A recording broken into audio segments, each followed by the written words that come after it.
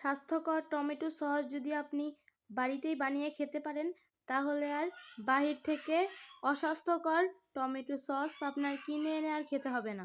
আসসালামু আলাইকুম, গরিবের রান্নাঘরে আপনাদের সবাইকে স্বাগতম। তো কথা না বাড়িয়ে শুরু করছি। আমি এখানে নিয়েছি 2 কেজির মতো পাকা টমেটো। আপনারা 1 কেজিও নিতে পারেন, আপনারা আপনাদের মন মতো টমেটোটা নিতে পারেন। এখানে আমি পাকা লাল টমেটোগুলো নিয়েছি। যত পারেন একটু শক্ত দেখে নিতে হবে, কারণ যেন খুব সুন্দরভাবে এটাকে এক সাইজ অনুযায়ী এটাকে আমরা কাটতে পারি, কিন্তু এটা পাকাই থাকবে। এখন আমাদের টমেটো সসটা বানাতে আজকে কি লাগবে দেখুন। এখানে আমি একটি পেঁয়াজ কুচি করে নিয়েছি এবং একটি রসুন কেটে কোয়া করে নিয়েছি এবং টমেটো অনুযায়ী কিছুটা আদা কুচি করে নিয়েছি। এখন আমি এখানে একটি টমেটো নিয়েছি। এই টমেটোটাকে মাথাটাকে কেটে এবং এই টমেটোটাকে আমি প্রায় 4 থেকে 5 টুকরা করব। সবগুলো কিন্তু আমি এক সাইজেরই করব, যাতে আমার এবং এটা রান্না করতে অনেকটা সুবিধা হয়। এখন আমার এখানে সবগুলো টমেটো কাটা প্রায় শেষ। দেখুন, আমার সবগুলো টমেটো শেষ হয়ে গেছে কাটা। এখন আমি এটাকে রান্না করব। রান্না করার জন্য চুলায় একটি হাঁড়ি বসিয়ে দিয়েছি এবং আগে কেটে রাখা টমেটোগুলো দিয়ে এখন মশলাগুলো দিয়ে দিব। যেখানে আমি পেঁয়াজ কেটে রেখেছিলাম, পেঁয়াজ, রসুন, আদা, এগুলোকে দিয়ে এখন আমি এখানে 3 থেকে 4টি শুকনো মরিচ দিয়ে এখন আমি কিছুটা পরিমাণ টমেটো অনুযায়ী আমি কিছুটা পরিমাণের পানি দিয়ে দিব, যেন তাড়াতাড়ি সিদ্ধ হয়ে যায়। এখন আমি ঢেকে দিব। হাঁড়িটাকে ঢেকে কিছুক্ষণের জন্য রাখবো এবং মাঝে মধ্যে একটু উঠিয়ে দেখব এটার অবস্থা কেমন হয়েছে। এখন আমি এটাকে লাড়াচাড়া করে দিব, উল্টে পাল্টে দিব, যাতে সিদ্ধ হয়ে যায় তাড়াতাড়ি। দেখুন, এটা কিন্তু কিছুটা পরিমাণে সিদ্ধ হয়ে গিয়েছে।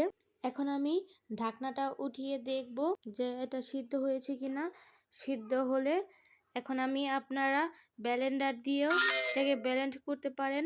চাইলে এরকমভাবে, যাদের ব্লেন্ডার নাই তারা এরকমভাবে ডাল ঘুটনি দিয়ে করতে পারেন, এবং যদি না হয় তাহলে আপনারা পাটায় বেটেও নিতে পারেন। আমি টমেটো সসটাকে যতক্ষণ পর্যন্ত এরকমভাবে ডাল ঘুটনি দিয়ে মিক্স করব, যতক্ষণ না পর্যন্ত সুন্দরভাবে এটা সব কিন্তু একরকম হয়ে যায়। মিক্স করতে করতে দেখুন, আমার টমেটো সসটা কিন্তু প্রায় অনেকটাই এরকমভাবে মিক্স হয়ে গিয়েছে, আমি যেরকমটা চেয়েছিলাম। এখন আমি এটাকে আরও মিক্স করব। যেহেতু ব্লেন্ডারের কাজ আমরা হাতের দিয়ে করতেছি, তো অনেকক্ষণ সময় লাগবে। আপনারা আপনাদের যতক্ষণ পারবেন ততক্ষণ করবেন, যেন খুব সুন্দরভাবে এরকমটা ভালোভাবে মিক্স হয়ে যায়। মিক্স হয়ে গেলে ডাল ঘুটনি দিয়ে ভালোভাবে করা হয়ে গেলে এখন আমি একটি স্ট্রেনারের চালনির সাহায্যে এটাকে টমেটো সসটাকে ভালোভাবে চেলে নিব, যাতে আমাদের নিচের সসটা বের হয়ে আসে। এখন আমি যেহেতু হয় নাই, তো আমি এখন হাত দিয়ে এটাকে ভালোভাবে করে নেব, মিক্স করে নিব। দেখুন, এটা হচ্ছে আসল পানিটা, যেটা কিনা আমরা সস তৈরি করব, কিন্তু আমার এখানে হয় নাই সসটা। এখন আমি ওটাকে শিলপাটায় ভালোভাবে বেটে নিব। এটাকে আমি স্কিপ করেছি, ভিডিওতে আপনাদেরকে দেখাইনি। দেখুন কতটা সুন্দর এবং ঘন হয়েছে বেটে নেওয়ার পরে। এখন আমাদের মেন কাজটা বাকি রয়েছে। আমি পুরো সসটা কমপ্লিট করার জন্য চুলার ভিতরে একটি কড়াই বসিয়ে দিয়েছি, চুলার জালটাকে অন করে দিয়েছি এবং এখানে আমি কড়াইটাকে ভালোভাবে ধুয়ে নিয়েছি। ধোয়ার পর এখন আমি এখানে কড়াইয়ের ভিতর কিছুটা পরিমাণের তেল দিয়ে দিব, প্রায় 2 চামচ পরিমাণের সয়াবিন এবং রান্নার তেল দিয়ে দিব, যেটাকে সাদা তেলও বলা হয়। এখন আমি কড়াইয়ের ভিতর দিয়ে দিব আগে থেকে যে সসটাকে বের করে রেখেছিলাম, ওই সসের এটা দিয়ে দিব।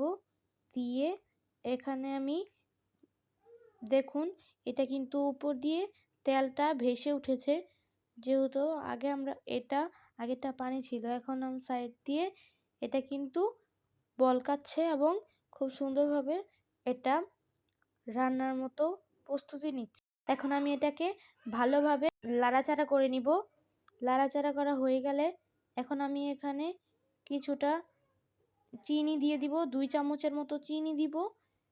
দিয়ে আমি আরেকটুভাবে লাড়াচাড়া করে নিব। এবারও লাড়াচাড়া হয়ে গেলে আমি এখানে দিয়ে দিব, আজ আমরা কিন্তু এখানে কোনো প্রকারের ভিনেগার ইউজ করব না, আমাদের বাসায় থাকা উপকরণ দিয়েই আজকের আমরা রান্নাটা শেষ করব। এখন আমি আমার পরিমাণ মতো কিছুটা পরিমাণ লবণ দিয়ে দিয়েছি। লবণটা দিয়ে এখানে আমি ভালোভাবে মিক্স করে নিই।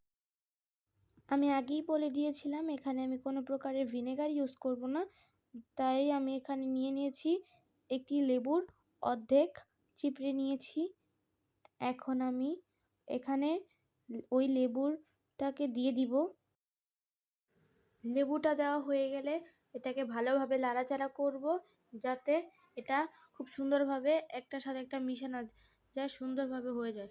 লেবুটা দেওয়ার পর দেখুন এটা কতটা সুন্দর এবং কতটা সুন্দর হয়েছে। দেখুন এটা কতটা ঘনত্ব হয়েছে। আপনারা যদি একবার বাড়িতে বানিয়ে খান তাহলে এটার টেস্টটা বুঝবেন। আর এটা বানানো কিন্তু অনেকটাই সহজ। আর এই রেসিপিটাতে কিন্তু যদি আপনারা ভিনেগার দেন তাহলে বছর বছর সংরক্ষণ করতে পারবেন। এটা 3 থেকে 4 মাস পর্যন্ত আপনারা সংরক্ষণ করতে পারবেন। এই টমেটো সসটা যদি আপনারা বাড়িতে বানান তাহলে 3 থেকে 4 মাস এবং কি এর বেশিও আপনারা ব্যবহার করতে পারবেন এবং খেতেও পারবেন। যদি দেখেন টমেটো সসটা বানানোর সময় এরকম কিছু হলুদ কিছু দেখা যাচ্ছে, তাহলে মনে করবেন আপনার এটা অনেকক্ষণ ধরে জাল দিতে হবে। আপনি যদি এটাকে প্রায় অনেকক্ষণ ধরে জাল দেন তাহলে কিন্তু এটা ঠিক হয়ে যাবে এবং আপনি যত বেশি এটাকে রান্না করবেন আপনার টমেটো সসটা কিন্তু ততদিনই ভালো থাকবে এবং এটা খেতেও অনেক মজা লাগবে এবং আপনারই অনেক লাভ হবে। দেখুন এখানে কিন্তু আমার টমেটো সসটা বানানো কমপ্লিট হয়ে গিয়েছে। এখন আমি চুলার জালটাও কিন্তু বন্ধ করে দিয়েছি। এখন আপনারা এটা দেখবেন কত সুন্দর হয়েছে। পরিবেশন করার পর দেখুন এটা কতটা সুন্দর হয়েছে। আপনারা এটা সংরক্ষণ করে প্রায় অনেক দিন পর্যন্ত খেতে পারেন।